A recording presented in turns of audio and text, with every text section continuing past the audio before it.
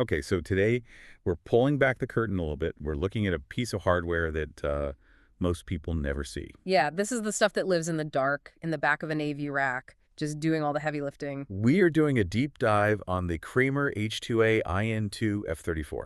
Which, I know, just sounds like a part number. And it is. It's a 2-channel 4K HDR HDMI input card.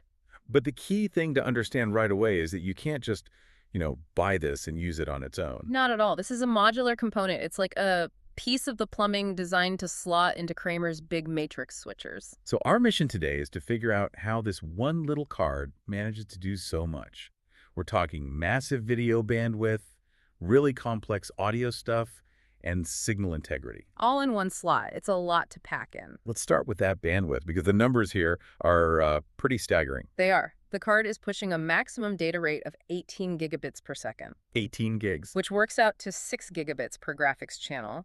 And that number is, well, it's the magic number. That's the threshold you have to hit for true 4K at 60 hertz with 4.4.4 chroma subsampling, right? Exactly. And that 4.4.4 part is so critical in, say, a corporate boardroom or a university lecture hall. Right. Because if you're showing a spreadsheet, just fine text on a slide, you can't have any color compression. None. Video might look fine at 4.2.0, but text just turns to mush. The edges get fuzzy. So to keep it all sharp at 60 frames a second, you need that huge 18 gig pipe. So it's pure uncompressed signal. But honestly, the video stuff is almost expected. What really caught my eye was the audio flexibility. The selectable embedded feature in the name. Yes. What does that actually mean for the person installing this? It's a lifesaver. So physically on the card, you see 2 HDMI inputs. That's standard. Right. But right next to them are 2 little 3.5 millimeter analog audio jacks. So you get a choice. You're not a hostage to whatever audio is coming down that HDMI cable. Precisely. You can tell the card, hey, ignore the HDMI audio. Instead, you can inject a clean feed from a separate mixer. Or do the opposite, I assume. You can pull the audio off the HDMI feed. Yep, de-embed it and send it to a completely separate sound system. And there's more. The upper port also supports ARC. The audio return channel. So a smart display can send audio back to the rack. And this card can handle it. It's not just basic stereo either. We're talking Dolby True HD, DTS HD, 7.1 multi-channel audio. It's serious stuff. Which brings us, I guess, to the economics of this. The MSRP is around $2,460. Yeah, and you might find it for just under $2,000. Which is a lot for an input card. It's a very significant line item. So what are you paying for? You're paying for insurance, really. Insurance that the signal won't fail. That's where Kramer's equalization and reclocking tech comes in. And that's not just a simple signal booster, is it? Oh, totally different. A booster just makes a noisy signal louder.